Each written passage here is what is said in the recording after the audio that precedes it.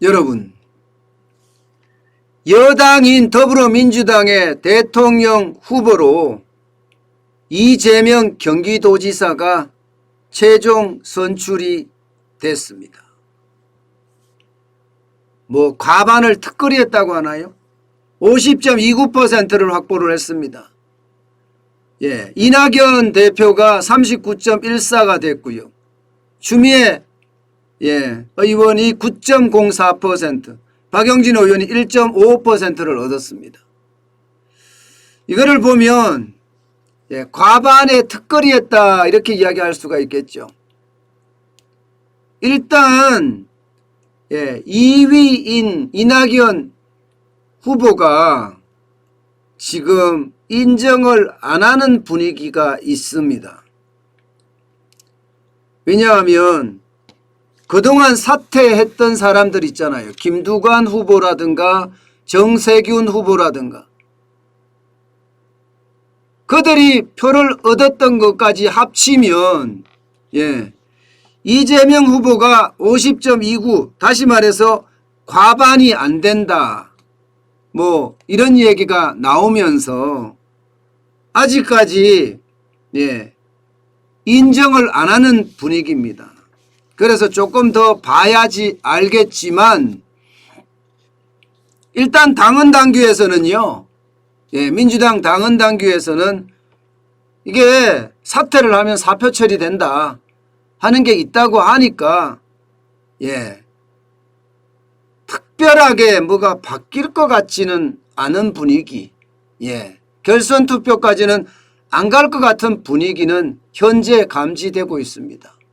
그렇지만 이낙연 파, 또 이재명 파, 또 여기 입장에서는 사활을 걸고 이야기를 해야 되는 부분이긴 하기 때문에 좀 더 지켜보자고요. 어쨌든 현재까지는 이재명 경기도지사가 50.29로 민주당의 대통령 후보가 된 겁니다. 사실 이낙연 대표는요, 이게 당선이 지금 결선으로 갔다 이렇게 이야기하면서 수락연설에서 뭐라고 이야기했나 하면 쉽게 말하면 부동산 대개혁할 거다 이 말을 제일 먼저 했다고도 할 수 있습니다. 그러면서 정부 주도입니다. 정부 주도의 경제 부흥 정책으로 경제 성장률을 우상향으로 바꾸겠다 이렇게 이야기했습니다. 정부 주도 그리고 세계 최초로 기본소득을 지급하고 기본주택 기본금융으로 삶을 지켜주는 나라를 만들겠다. 참 말은 참 대단합니다. 정부가 주도가 돼서 경제 부흥 정책이 만들어지고 부동산은 대개혁이 일어나고 기본소득을 지급하고 기본주택을 지급하고 기본금융을 지급해서 국민들의 편안하게 해주겠다 이런 얘기잖아요. 저는 이제 경제를 하는 사람 입장에서 보면요. 경제 이야기를 하는 사람 입장에서 보면 솔직히 무서워요.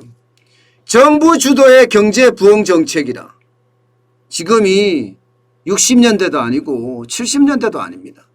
이미 우리는 21세기를 살아가고 있고요. 4차 대혁명이 일어난다 만다 이렇게 이야기할 정도로 전 세계 지구가 전 세계가 굉장히 좁아지고 있는 상태입니다. 그렇다면 민간의 활력을 불어넣어서 민간이 팍팍 살아날 수 있게끔 만들어줘야 되는 게 저는 기본이 아닌가 이런 생각을 솔직히 해봅니다. 게다가 기본소득을 지급하고 기본주택, 기본금융을 지급하겠다? 돈이 어디 있죠? 지금도 거의 1,000조 가까이 됩니다. 내년 대통령 선거가 끝날 때쯤에는요. 정부 부채가 1,000조예요. 어디 그뿐입니까?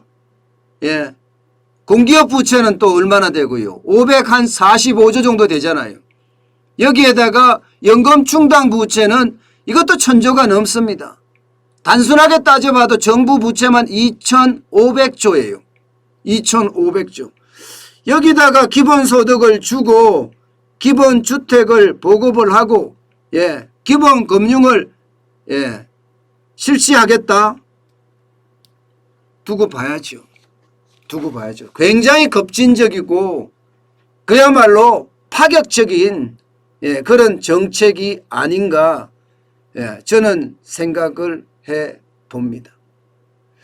사실 이재명 경기도지사는요. 성남시장을 하면서 주목을 받기 시작을 했습니다. 그러면서 경기도지사가 되면서 더 주목을 받았죠. 기본적으로는 민주당의 어떤 특정 계파에 이게 소속되어 있지도 않으면서 조직도 없고 국회의원도 한 번도 해보지 않았습니다. 그야말로 비주류 중에 비주류 출신이죠. 그렇지만 성남시장을 하면서 경기도지사를 하면서 행정능력이나 추진력에 있어서는 많은 기대감을 가지게 됐습니다. 물론 민주당을 지지하는 사람들에게 말입니다. 게다가 본인 스스로 흑수저라고 이야기하잖아요. 가난을 온몸으로 겪으면서 지금까지 살아온 흑수저 정치인이다. 이렇게까지 이야기합니다. 실제로 경북 안동 출신이긴 하지만 돈이 없어서 13살 때부터 성남 공장에 소년공으로 일했고요. 뒤늦게 검정고시를 쳐서 대학에 진학해서 사법시험에 합격하기도 했습니다. 그 와중에 사법시험에 합격하고 성남시장이 되자마자 아주 우리가 상상도 못했던 그런 정책들을 펴니다. 청년 배당이라는 거, 무상산후조리원이라는 거, 무산교육이라는 거, 또 계곡 정비사업이라는 거, 이런 것들이 굉장히 주목을 받았고요. 그러면서 톡톡 튀는 발언 있잖아요. 이게 사이다라는 별명까지 갖다 주기도 했습니다. 물론 위기도 있었죠. 위기도 있었는데 2017년 민주당 대선 경선에서 문재인 대통령과 맞서면서 친문과 갈등을 일으켰죠. 그 이후로 공직선거법 위반 혐의로 기소돼서 또 최대 위기를 겪기도 했습니다. 그렇지만 작년에 대법원에 무죄 판결을 받은 후부터 활력을 되찾았다 뭐 이렇게 이야기하면 되나요? 한다면 하는 정치인 뭐 이런 걸 가지고 대세론을 밀어붙였다 이렇게 이야기할 수 있을까요? 아마 이런 내용들이 민주당 지지자들에게는 뭐 큰 힘이 됐다. 기대감을 모았다. 그러면서 서서히 성장해 갔던 것도 사실입니다. 그렇지만 이재명 경기도지사 그러니까 더불어민주당 대통령 후보의 주요 공약을 보면요. 앞서 제가 말씀드렸는 것처럼 충격적인 솔직히 충격적인 그런 공약들도 굉장히 많습니다. 기본소득만 하더라도 2023년까지 2023년 내년이 2022년이에요.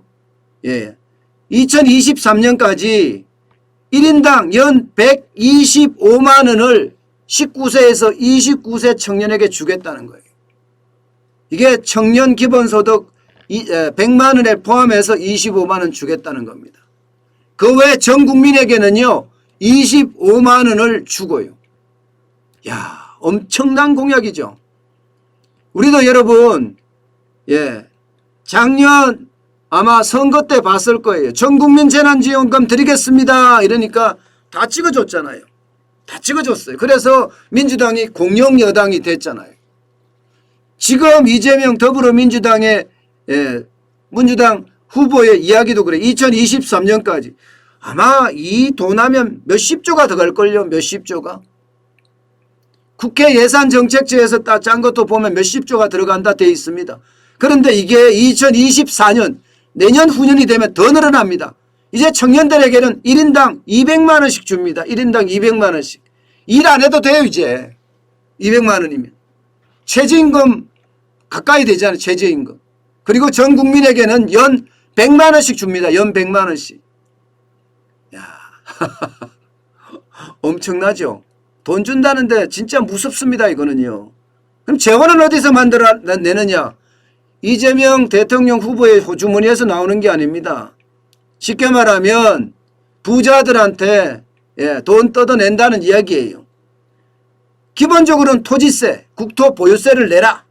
그 다음에 탄소세, 공장에서 생산을 하면 내라. 여기에다가 일반 재원에다가 조세 감면분까지, 조세 감면분을 지금 거의 40% 가까이 되죠. 그죠? 이런 것도 조정을 해서 하겠다는 거예요. 결국은 국민들에게 세금 뜯어서 지금 주겠다는 겁니다. 이게 첫 번째예요. 첫 번째.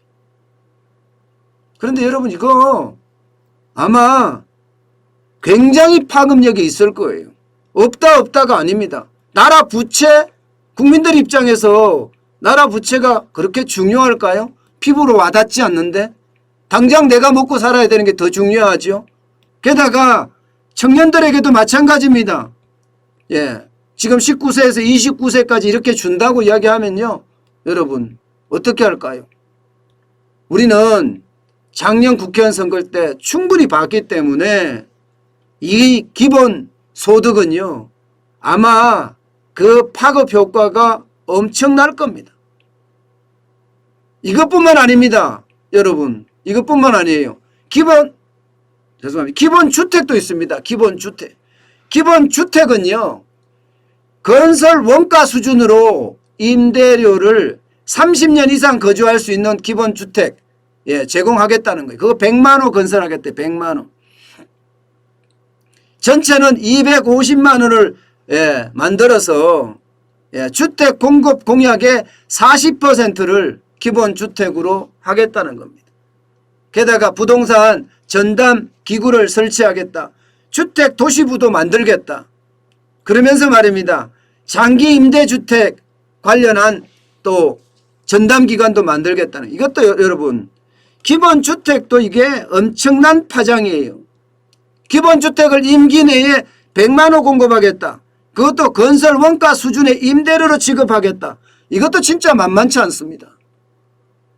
이거는 여러분 못 사는 사람이 중요한 게 아니에요. 이거는 완전히 저는 어떤 사람도 홍 넘어갈 수밖에 없어요. 30년을 거주할 수 있다고 하잖아요. 기본주택도. 여기에서 끝나지 않습니다. 또 있습니다. 기본금융. 이것은 전 국민에게 1,000만 원을 장기 저리로 10년에서 20년입니다. 현재 수준의 3% 전후로 대출을 해준대요. 1,000만 원을. 와. 1,000만 원을 대출해 주고요. 기본 저축은 또 전 국민 500만 원에 1,000만 원 한도 내에서 일반 금리보다 높은 저축으로 도입하겠다. 이렇게 이야기하고 있습니다. 저는 이제 기본적으로 시장 경제를 굉장히 중요시 여기는 사람 중에 하나잖아요. 여기에다가 자유민주주의를 굉장히 수호하는 사람 중에 하나라고 저는 자부합니다. 그런데 기본금융이 이렇게 가고 기본주택이 건설 원가 수준의 임대료로 100만 호가 공급 지어서 나가고 그 다음에 기본소득이 이렇게까지 공급이 된다면 여러분 과연 경제가 제대로 돌아갈까요? 저는 이거를 보면 경제가 제대로 돌아갈 거다 이런 생각을 솔직히 하지 않습니다. 정부 중심으로 이제 경제를 돌리겠다. 저는 그런 생각밖에 들지 않거든요. 게다가 경제 전체에 대한 어떤 비전도 공정성장이란 전환적 공정성장이라는 표현을 썼습니다. 그런데 대부분을 보면요. 정부 주도입니다. 정부 주도. 미래산업 정부주도 대대적 투자 규제 합리화. 정부주도입니다. 정부주도. 뭐 탄소세 때문에 지금 난리죠. 예, 탄소세 때문에. 저는 이런 게 결국 말입니다. 예, 우리 경제에 도움이 되겠느냐. 저는 그런 생각도 하고요. 에너지 고속도로 전국적 구축, 이것도 보면 에너지라는 게 태양광 아니겠습니까? 풍력 아니겠습니까? 결국은 지금 문재인 정부의 탈원전 정책을 그대로 가져가겠다는 그런 이야기 아니겠어요? 아직까지는 구체적으로 그렇게까지 나오진 않았지만 지금 현재까지는 그렇게 나온 상태죠. 그러면서 기후에너지부, 우주산업전략본부, 이게 여러분 기후에너지부라는 게 바로 에너지 정책과 관련된 거예요. 게다가 데이터 전담부서, 이게 뭔지 사실 저는 헷갈립니다. 굉장히 헷갈립니다. 저도 경제와 관련된 것은 매일경제TV, MBN에서 저도 일을 오랫동안 했거든요. 20년, 30년 일했는데도 불구하고 제가 이해하기가 좀 힘들 만큼 그런 공약이고요. 그 외에도 문재인 대통령의 어떤 경제정책을 그대로 따라가는 정책들이 많다, 이렇게 이야기할 수 있습니다. 보시다시피 통일 외교 분야도 그렇고요. 균형 발전에 대한 문제도 그렇고요. 성평등에 대한 것도 뭐 그렇게 많이 다르지는 않을 거다, 이렇게 보입니다. 아직 구체적으로는 좀 더 나와야 되겠지만 말입니다. 그리고 나머지 또 돌봄 같은 경우도 앞으로 의료시설, 인프라에 대한 거, 이런 이야기를 주로 했는데 이것도 보면 대부분이 여러분 포퓰리즘에 좀 가까운 정책들이 많습니다. 그런데 말입니다. 지금 이재명 경기도지사는 대장동 사업 특혜에 대한 것은 어떻게 해야 될까요? 이 문제에 대한 것은 제대로 짚고 넘어가는 건가요? 실제로 말입니다. 이번 덕표에서도 보면 굉장히 차이를 나타냈습니다.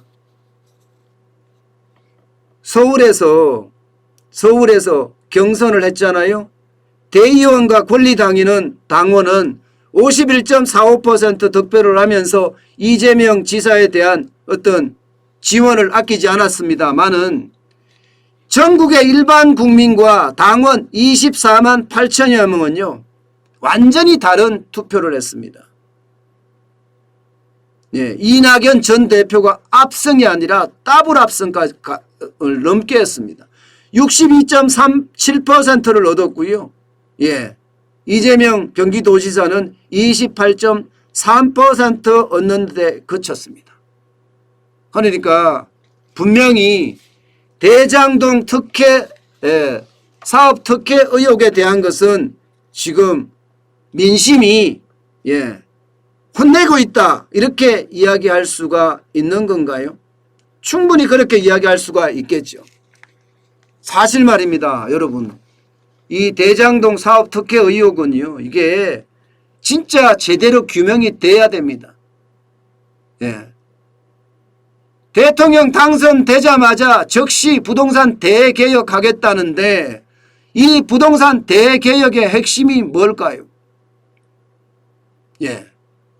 이게 뭐 토지공개념 3법을 도입을 한다든가, 쉽게 말하면 좌파 정책들이 난무를 하게 되면요, 글쎄요, 우리 생활이 어떻게 될까요?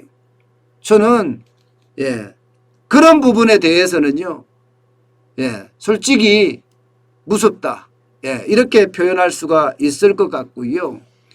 성남의 뜰에 대한 문제는 보자. 부동산 대개혁하겠다고 했고 본인 스스로도 단군 이래 최대 규모의 공익 환수 사업이라고 이야기했습니다. 그런데 실제로는 이 화천대유라는데, 천하동인이라는데 이런 사람들이 이익을 다 얻어갔어요. 출자금의 무려 1150배가 넘는 돈을 챙겨가는 그런 구조가 있었습니다. 그 와중에 말입니다. 대장동 사업을 추진했던 유동규 본부장은 배임과 뇌물수수 혐의로 지금 구속이 됐습니다. 그러면 이 부분에 대해서는 어떻게 해야 될까요? 이게 대통령 후보로 됐으니까 유야무야 넘어가자, 이것은 안 되죠. 정확하게 짚고 넘어가야죠. 더 진솔하게 해명을 해야 되고요. 더 구체적으로 설명을 해야 되고요. 이런 내용에 대한 것은 국민의 이해를 반드시 구해야 합니다. 단순히 대통령 후보가 됐다고 해서 모든 게 끝나는 것은 분명히 아닙니다. 정확하게 해명이 되고 또 경제 정책에 대해서도 기본소득이나 기본주택이나 기본금융이나 모두 하나하나 이제 검증을 받아 가야 될 겁니다. 여러분, 대한민국은 시장경제가 중심을 이루는 국가입니다. 민주주의가 핵심인 나라예요. 시장경제라고 이야기하면 민주주의라고 하면 국민이 주인 되는 거고요. 시장이 주인 되는 게 대한민국의 나라의 어떤 기본 속성입니다. 시장이 주인 된다는 말이 무슨 이야기인가요? 모든 경제 성장이나 경제를 끌고 가는 원동력은 시장에서 일어나야 된다. 정부 주도가 아니라 민간에서 일어나야 된다. 이런 얘기거든요. 정부는 시장경제주의를 채택한 나라에서는요, 이게 왜곡이 일어나는 시장 있잖아요. 독점이나 과점으로 인해서 매점이 일어난다, 왜곡이 일어난다든가. 그렇지 않으면, 이게 시장 자체가 진입장벽이 굉장히 어려워서 왜곡이 일어난다든가. 이런 경우 정부가 들어가서 중재자 역할을 할 수가 있습니다. 중재자 역할. 참여자 역할을 해서는 안 됩니다. 참여자 역할을 하는 게 저는 이게 대변혁이 아닌가. 저는 그런 생각을 솔직히 해봅니다. 시장은 시장에 맡겨야 됩니다. 수요와 공급의 원리에서 시장을 잘 풀어내야지 시장의 참여자인 수요자, 공급자가 힘을 낼 수 있거든요. 그래야지만 이 시장은 올바르게 굴러갑니다. 올바르게. 저는 과연 시장이 살아날 수 있을까? 또 시장이 제 역할을 할 수 있을까? 그런 우려가 많이 됩니다. 어쨌든 여러분, 우리가 한번 지켜봐야 되겠지만 그 모든 것들이 대한민국을 위해서 또 대한민국의 핵심 어떤 성장을 위해서 저는 필요해야 된다고 생각을 해요. 이게 내 편이나 혹은 특정 계파를 위한 그런 경제가 돼서는 절대 되지 않는다. 그렇게 생각합니다. 앞으로 더 지켜보면서 여러분과 이야기를 하겠지만 가장 중요한 것은 다시 한번 말씀드립니다. 시장경제가 살아야 되고요. 자유민주주의가 뿌리를 확실하게 내려야 합니다. 그것만이 대한민국이 앞으로 살 길입니다.